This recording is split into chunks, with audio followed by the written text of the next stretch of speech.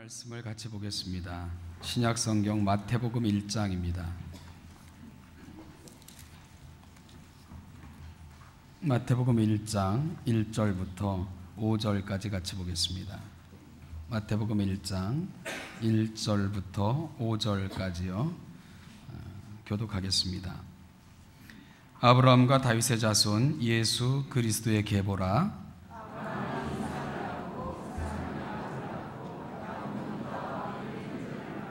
유다는 다말에게서 베레스와 세라를 낳고 베레스는 헤스론을 낳고 헤스론은 람을 낳고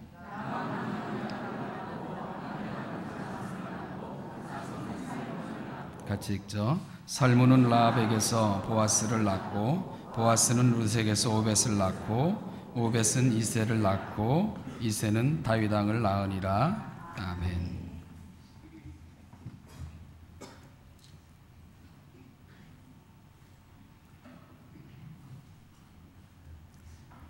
성경을 읽다 보면 외면하고 싶은 본문들이 있습니다. 설교자의 입장에서 보면은 다루고 싶지 않은, 피하고 싶은 그런 본문들도 있습니다. 뜻이 어렵기도 하고요. 또 설명하기가 쉽지 않은 부분들을 만날 때는 그런 마음에 충동이 일기도 합니다. 오늘 여러분과 나누고자 하는 본문이 바로 그런 본문입니다.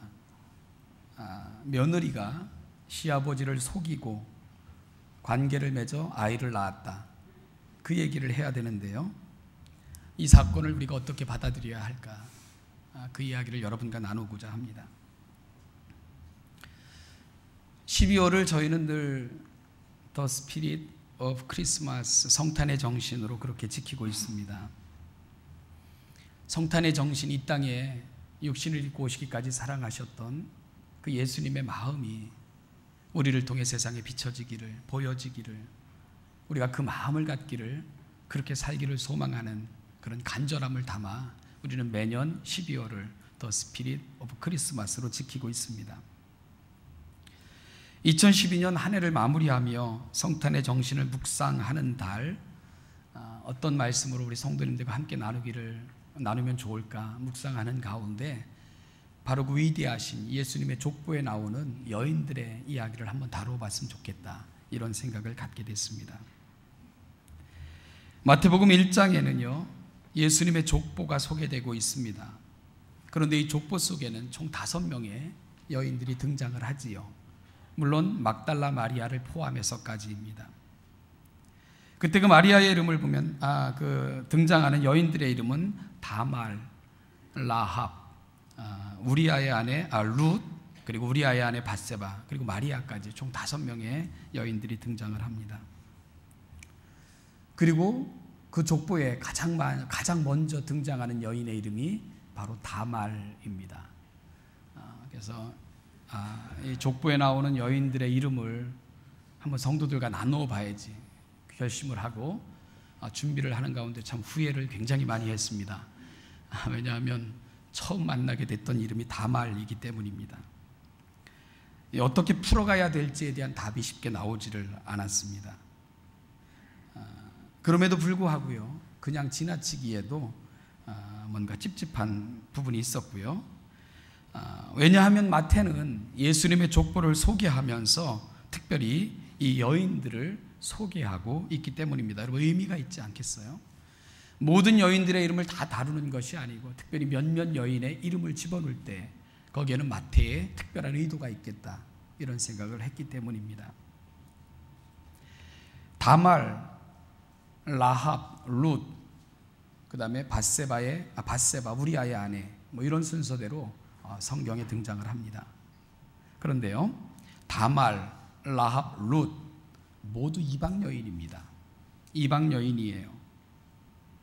라합은 이방 기생으로서 여호수아가 가나안 땅을 정복했던 그 시대에 이스라엘을 도왔던 여인이고요. 룻은 이방 여인으로 남편을 잃은 과부로서 그 시어머니 나오미를 쫓아 유대 땅에 머물기를 결심하고 머물렀던 여인의 이름이 룻입니다.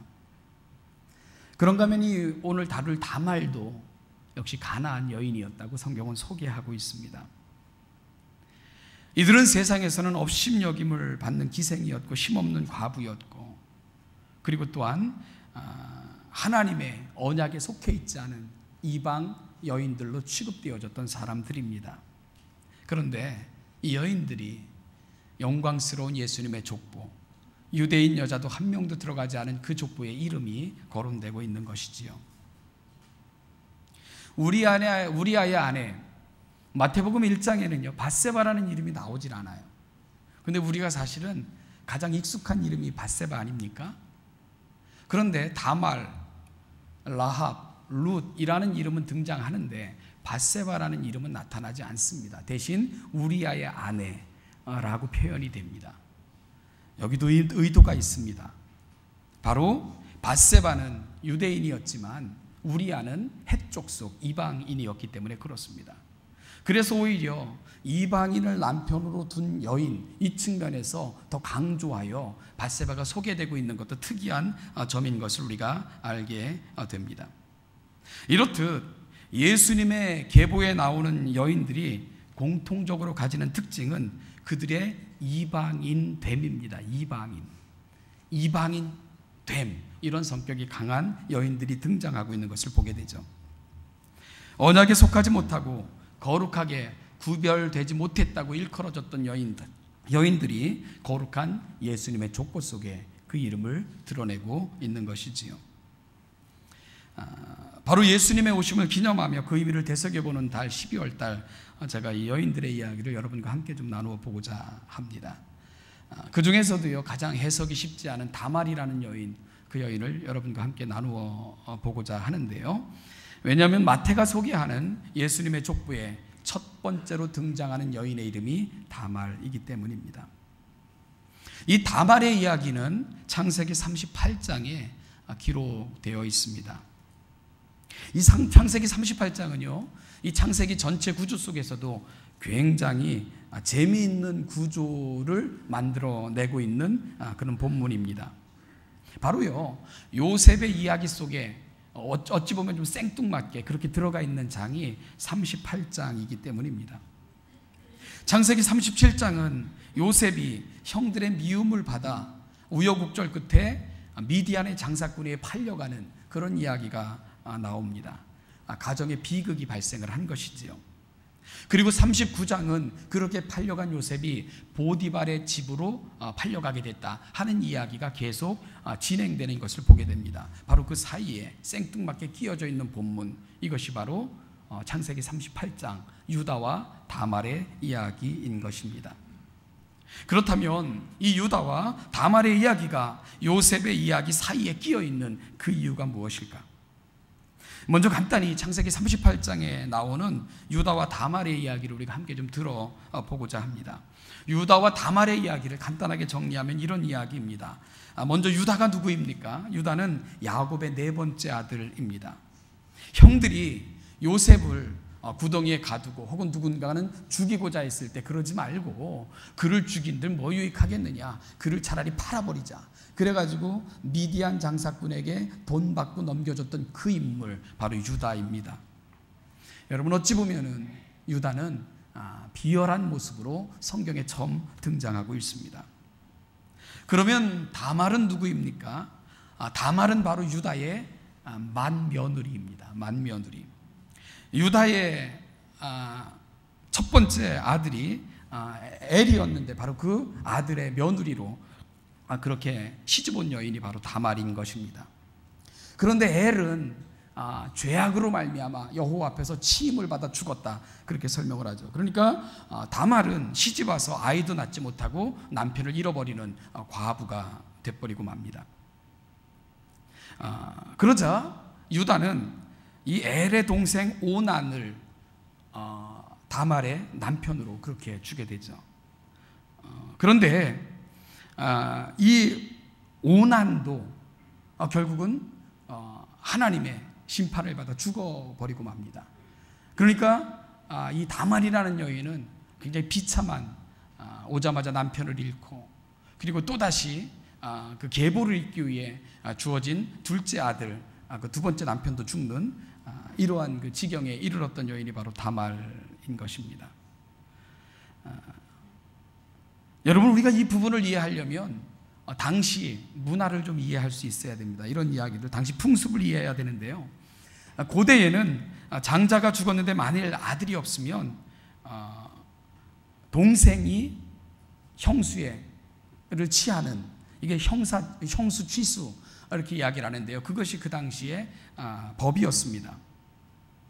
그래서 동생은 그 형수에게로 가서 그 형수로 하여금 그 집안의 계보를 잇게 하는 그런 법이 있었는데, 이것이 형사취수법이라고 그렇게 이야기를 합니다. 바로 그런 법의 기초에서 오늘 본문들이 이해가 되고 있는 건데요. 유다에게는 셋째 아들이 있습니다. 바로 셀라입니다. 그런데 이 유다가 생각하기를 다말은 속된 말로, 세상 말로 팔자가 센가 봐 이렇게 생각을 했는지 그 셋째 아들을 다말에게 주기를 거부합니다. 그래서 이야기하기를 너는 친정집에 가 있어라. 아직도 셀라가 어리니까 장성한 후에 다시 그를 너에게로 보내겠노라. 이렇게 약속을 하고는 다말을 보내게 되는 거죠. 친정으로 보내게 됩니다. 그런데요, 시간이 지나도 아무런 소식이 없게 되는 거죠. 그리고 유다는 자기의 세 번째 아들을 다말에게 주고자 하는 어떠한 움직임도 보이지 않게 됩니다. 그러자 다말이 조급하게 된 것이지요. 그래서 다말이 어떤 방법을 취합니까? 거리의 여자로 변장하여 그 지역에 시아버지가 내려온다는 소식을 듣고는 그 시아버지를 꼬셔서 관계를 맺게 됩니다. 그렇게 해서 다말은 임신을 하게 되는 거죠.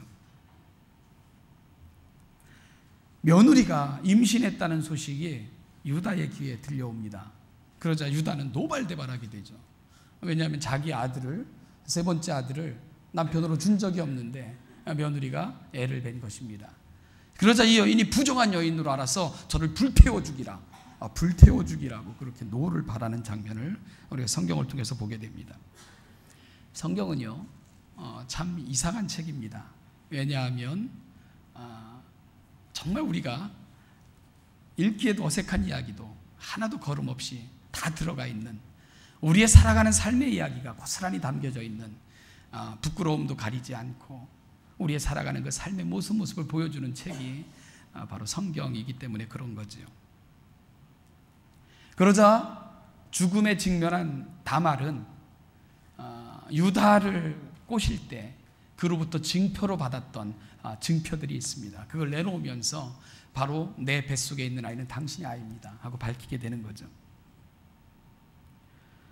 그러자 여러분, 그 다음 이 다말의 이야기를 들은 유다의 말이 참 의미심장해요. 뭐라고 말하냐 하면은 다말의 그 이야기를 유다가 듣고는 네가 나보다 의롭구나, 그렇게 얘기해. 네가 나보다 의롭구나, 이런 얘기를 합니다. 그리고는 그 이후로는 다시는 다말을 가까이 하지 않았다고 그렇게 성경은 소개하고 있고요. 이렇게 해서 다말에게서 쌍둥이가 태어났는데 그 태어난 아이들의 이름이 베레스와 세라입니다. 여러분, 사실은 베레스와 세라, 우리가 성경 어느 곳에서도 들어볼 수 없는 이름들입니다. 그렇게 중요한 역할을 못해요. 그런데 우리가 그 이름을 어디서 확인받냐 하면 마태복음 1장에서, 그것도 예수님의 족보에서 다말 때문에 그 이름들이 소개받고 있는 것을 우리가 보게 되는 거죠. 그리고 그렇게 소개된 베레스는 바로 예수님의 조상이 되는 것입니다. 여러분, 이거 창세기 38장의 이야기인데요. 창세기 38장을 이렇게 요약해 드리고 나서도요, 사실은 다말에 대한 부분은 쉽게 해석이 되지 않습니다. 과연 그 여자가 뭐가 중요한 건가? 왜 굳이 마태는 소개하지 않아도 될 그 여인의 이름을 집어넣고 있는 걸까? 특별히 왜 거론했는지 여전히 의문입니다. 단순히 그 여인이 이방 여인이었기 때문에 하나님의 은혜의 족보 안에는 유대인이든 이방인이든 구별 없이 포함되고 참여할 수 있다, 이러한 설명만 가지고는 뭔가 약합니다. 다말을 설명하기 위한 다른 시도도 있었어요. 그 여인은 유다가 예수 그리스도의 조상으로 택함을 받은 줄 알고 그 계보가 중요하다고 생각했기에 끝까지 그 계보를 잇기 위해 노력한 여인, 바로 그 모습이 아름다워서 계보에 들어가게 된 거다, 이렇게 설명하는 학자들도 있습니다. 그런데요, 어디에서도 그런 지지를 받기는 쉽지가 않습니다. 왜 그러냐 하면은요, 우리가 그 여인이 이방 여인이었다는 거, 그 여인은 이스라엘의 역사에 익숙하지가 않습니다. 그리고 또 한 가지는요, 이 다말이 시집 올 당시 유다 가정의 신앙 상태는 수준 이하였습니다. 그야말로 신앙이라고는 찾아볼 수 없는 그런 모습을 보였던 것이 유다 집안의 이야기였던 것을 보게 됩니다. 유다 3엉망이었고요. 그 아들들도 역시 정말 죄 가운데서 죄를 누리며 살아갔던 모습이 유다 가족의 이야기였기 때문입니다. 그러면 이 다말의 이야기는 어떤 중요함을 가지고 있는 걸까? 어떤 중요성을 가지고 있는 걸까? 저는 다말의 이야기는 매듭이라고 생각을 합니다. 매듭. 유다와 그의 가족, 그리고 더 나아가 야곱의 가족을 하나로 묶는 매듭, 바로 그 매듭의 역할을 다말의 이야기가 해주고 있는 것을 확인할 수 있습니다. 창세기 38장 1절을 보면 이런 말로 유다의 이야기가 시작이 되는데요, 그 후에 유다가 자기 형제들로부터 떠나 내려가서 아둘람 사람 시라와 가까이 하니라. 무슨 이야기죠? 유다가 가족을 떠나는 이야기로 38장이 시작이 됩니다. 유다는 그때 더 이상 가족 가운데 머물기를 원치 않았던 모습으로 나타나고 있습니다.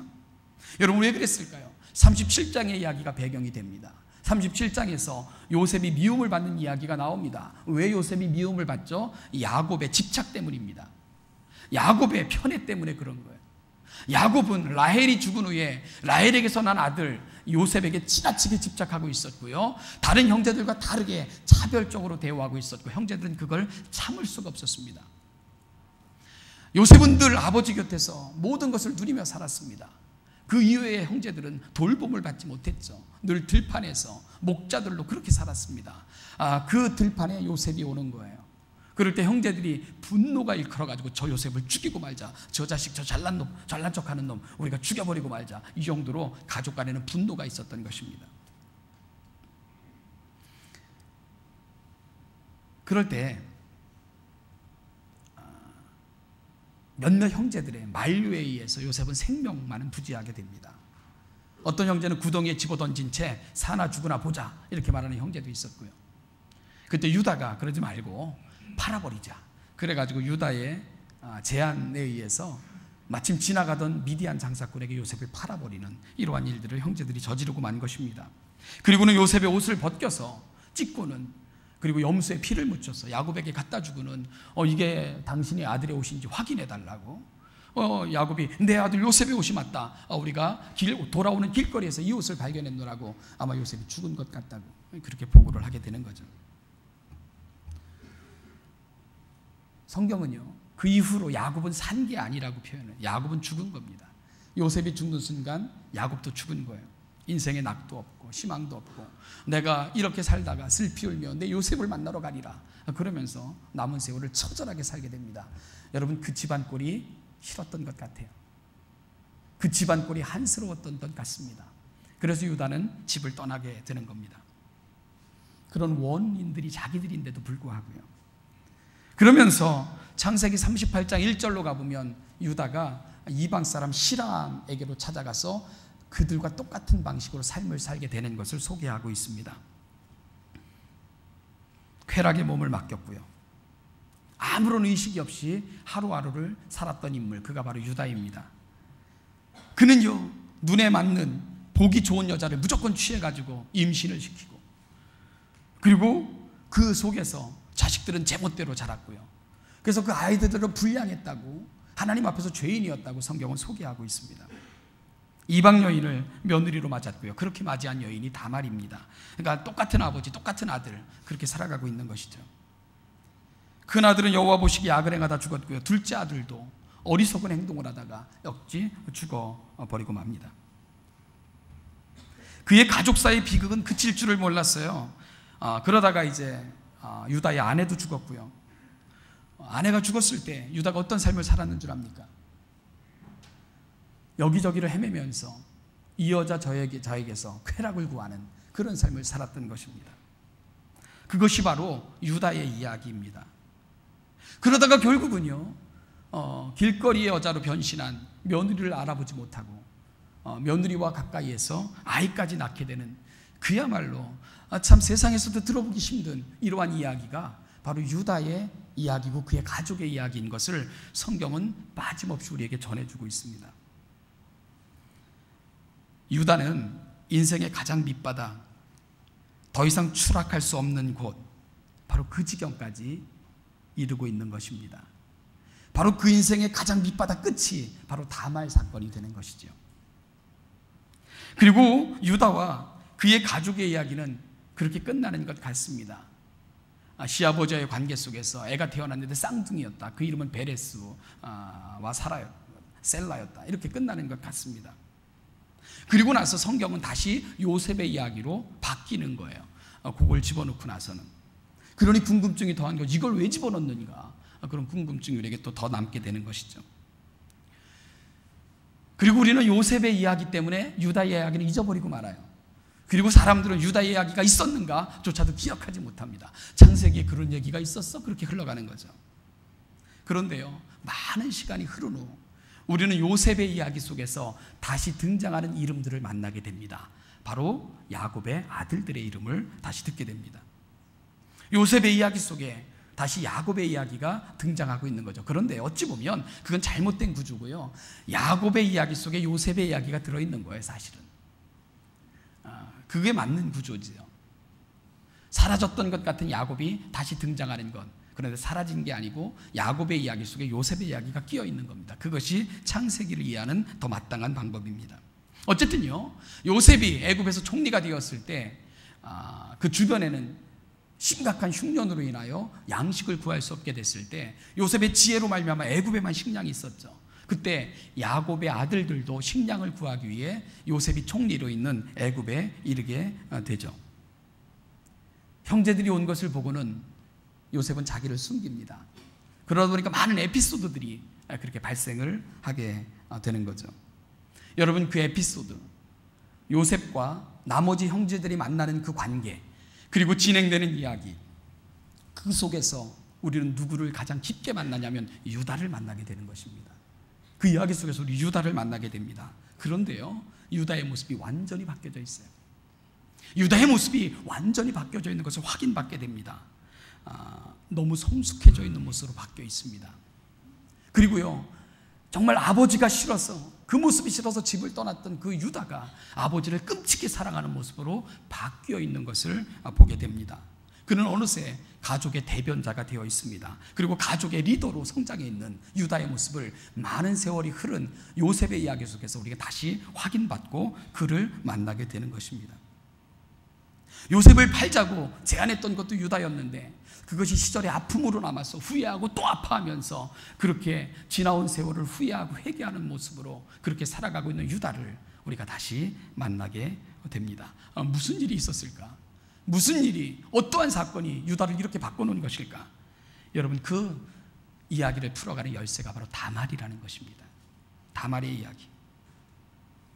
마태는 단순히 유다와 다말의 이야기 속에서 이렇게만 기록을 합니다. 유다는 다말에게서 베레스와 세라를 낳고 이방 며느리였던 다말, 한 집 안에 시집 와서, 여러분, 그 여자가 했던 것, 유일한 것은 뭡니까? 어떻게 해서라도 남편의 명예, 그런가 하면 어떻게 해서라도 집안의 명예를 지키려 했던 여인이 다말인 것입니다. 다말은 자신의 쾌락으로 해서 그렇게 한 것이 아닙니다. 그 여자는 자기가 주어졌던 그 삶의 처지와 형편 속에서 그 여인은 자기에게 주어졌던 의무를 다 하고자 했던 그 여인이 다말입니다. 바로 그 시대 속에서, 그 상황 속에서 여자가 할 수 있는 최선, 그것이 뭔 줄 아십니까? 가문을 이어주는 거예요. 가문을 이어주지 못하면 남편의 계보가 그치는 것입니다. 그렇게 되면 그 집안의 모든 역사가 사라지는 것이라고 그 당시 여인들은 생각을 했습니다. 다말은 바로 그 마음을 갖고 살았던 여인인 것을 우리가 이해할 수 있게 되겠죠. 여러분, 다말은 심지어 정말로 그 시아버지가 자기를 속이고 세 번째 아들을 주지 않고자 할 때에 시아버지와의 관계를 통해서라도 이 일은 반드시 이루고자 했던 그런 마음의 생각을 갖고 있었던 여인이 바로 다말이라는 것입니다. 이 다말이 임신했음을 알고는 유다는 노발대발하면서 저를 불에 태워 죽여라, 이렇게 극노했던 유다. 그런데요, 그 뱃속의 아이가 자신의 아이인 것을 깨닫게 됐을 때 유다가 받았던 충격을 우리가 감히 상상이나 할 수 있었겠습니까? 상상이나 할 수 있겠습니까? 그 사실을 알고는 유다가 다말에게 뭐라고 말합니까? 그가 나보다 옳도다, 그가 나보다 의롭도다, 이런 고백을 쏟아내게 된 것이지요.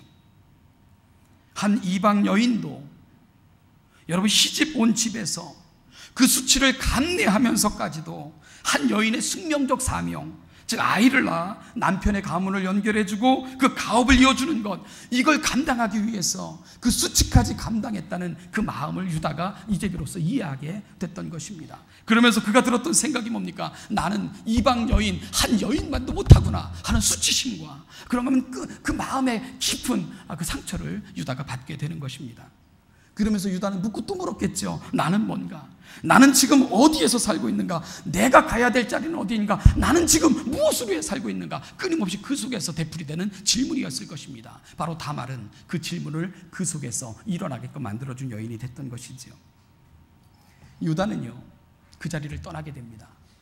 그리고는 가족의 자리로 돌아가고 있는 것입니다. 그 가족의 자리는 바로 하나님의 약속이 있었던 자리, 바로 다말의 사건의 유다를 거기로 되돌려 놓고 있는 것입니다. 이렇게 다말이라는 여인은 야곱의 가족의 이야기를 다시금 구속의 역사 속으로 인도하는 디딤돌의 역할을 해주고 있는 것이지요. 그래서 마태는 이렇게 소개하고 있는 것입니다. 유다는 다말에게서 베레스와 세라를 낳고 돌아간 것이에요. 자기 자리로, 있어야 될 자리로, 하나님께서 그를 향해서 갖고 계신 그 계획의 자리로 유다가 돌아간 것입니다. 바로 그 충격적인 사건, 다말의 사건을 통해 이방 여인 한 여인도 자신의 명예를 지키기 위해 저렇게 살고 있거늘 나는 지금 어떻게 살고 있는가? 나는 무슨 모습으로 살고 있는가? 내가 지금 속해 있는 이 자리는 어떤 자리인가? 묻고 또 물으면서 유다는 자신의 자리로 돌아가고 있는 것입니다. 여러분, 다말의 이야기는 결국 우리들의 이야기인 것이, 우리 역시 하나님의 그 아름다운 구속의 역사와 아름다운 신앙의 자리를 떠나 내 맘대로, 내 뜻대로, 내 생각대로 눈에 보이는 것을 취하며 눈에 보이는 것을 취하며 살아갔던 모습, 그것이 바로 저와 여러분들의 모습 아닙니까? 오늘 다말의 이야기는 저와 여러분들에게 도전하고 있습니다. 우리가 돌아가야 될 자리가 어디인가를 다시금 확인시켜 주기를 원하는 이야기입니다. 우리의 자리로 돌아갈 것을 강력하게 권고하는 메시지입니다.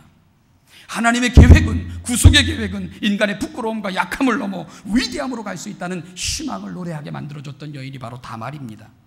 진정한 회복은 바로 하나님이 원하시는 그 자리로 돌아갔을 때 거기서부터만 회복이 시작될 수 있다는 것을 우리에게 메시지를 전해주는 여인이 있다면 바로 그 여인이 다말이고, 유다는 그 이야기를 우리에게 들려주고 있는 것입니다. 이렇게 다말은 오늘도 우리 곁으로 다가오고 있는 것이죠. 얼마 남지 않는 2012년, 다말을 통해서 자신의 모습을 볼 수 있었고, 그리고 지금까지의 삶을 돌아볼 수 있었고, 돌아가야 될 자리로 돌아갔던 유다처럼 여러분, 이 2012년 한 달 동안 내가 돌아가야 될 자리, 내가 있어야 될 자리, 내가 소유해야 될 것, 내가 꿈꿔야 될 미래는 어떤 것인가를 우리 속에서 깊이 묵상되어지고, 가족의 이야기 속으로, 구속의 역사 속으로 돌아갔던 유다처럼 우리도 그 하나님의 이야기 속으로 돌아가는 아름다운 신천교회 이야기가 계속되는 2012년 12월이 되시기를 주님의 이름으로 축복합니다. 기도하겠습니다. 하나님 아버지, 은혜와 사랑 감사합니다. 여기까지 왔습니다. 이제 2012년 한 달을 앞에 두고 우리 주님을 묵상합니다. 이 땅에 오셨던 주님, 아버지, 우리가 주님이 우리 가운데 오셨던 그 자리, 우리와 함께 장막을 펴시고 동행하시기를 원하셨던 그 자리, 우리 주님이 그토록 바라셨던 그 자리, 우리가 돌아갈 수 있도록 구속의 자리, 은혜의 자리, 역사의 자리로 돌아갈 수 있는 우리 신천의 모든 성도들 되도록 은혜 위에 은혜를 더하여 주시고, 우리 사랑하는 신천교회와 한국교회도 그렇게 하나님의 구속의 역사 속으로 되돌아가는 아름다운 역사가 있는 2012년 12월이 되도록 은혜 위에 은혜를 더하여 주시옵소서. 감사드리며 예수님의 이름으로 기도하옵나이다. 아멘. 우리의 영원한 감사와 기쁨의 이유가 되시는 우리 주 예수 그리스도의 은혜와 아들을 이 땅에 보내주시기까지 영원한 약속과 언약을 완성하신 우리 아버지 하나님의 은총과 오늘도 그 은혜가 우리의 은혜 되게 하시고자 우리 곁에 찾아오셔서 찾기까지 찾으셨고 또한 영원한 그 은혜의 자리로 우리를 이끌기 위해 쓰시는 성령님의 은혜가 오늘 이 자리에 서서 우리가 돌아가야 될 자리, 우리가 있어야 될 그곳, 또 하나님의 원하심과 기쁨이 있는 자리를 꿈꾸며 다시금 돌아가기를 소망하며 이 자리에 있는 우리 사랑하는 신천교회 모든 성도들과 그들의 가정과 예수 닮기 원하며 이 자리에 있는 모든 지체들 위해 이제부터 영원까지 그 영원까지 함께 하시기를 축원하옵나이다. 아멘.